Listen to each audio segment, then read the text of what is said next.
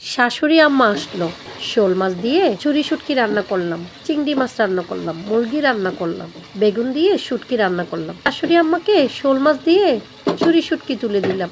শাশুড়ি আম্মা খাচ্ছিল। আম্মা কেমন হয়েছে? হ্যাঁ, ভালোই হয়েছে। শুটকি তো অনেক মজা। শুটকির সাথে মাছ রান্না করলে শুটকির স্বাদে মাছটাও মজা হয়। ও আচ্ছা আম্মা। চিংড়ি মাছ তুলে দিলাম। চিংড়ি মাছ খাচ্ছিল ভাত দিয়ে। আম্মা, চিংড়ি মাছ কেমন হয়েছে? আরে চিংড়ি মাছই তো, বুঝো না, যেভাবে রান্ধে সেভাবেই মজা। ও আচ্ছা আম্মা। মা, মুরগি তুললা দাও। দিলাম। খাইতেছিল। আম্মা, মুরগি কেমন হইলো? পালাই। মনে হয় তোমার মরিচের জাতটা অনেক ভালো। মরিচ তো দেখতে গিয়ে টকটকে লাল লাগতেছে। বলে এই মরিচের রান্না এমনিতেই ভালো হয়।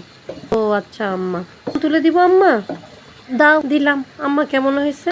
আরে ফুতা বেগুন বুঝো না, শীতকালের সবজি এমনিতেই মজা, যেমনে রাঁধে তেমনি মজা। বুঝলেন, শাশুড়ি বলে কথা, সবই তেল মরিচের গুণ। আমি যে খাড়াইয়া খাড়াইয়া দাঁড়াইয়া দাঁড়াইয়া কষ্ট করে রান্না করছি, আমার কোনো গুণ নেই।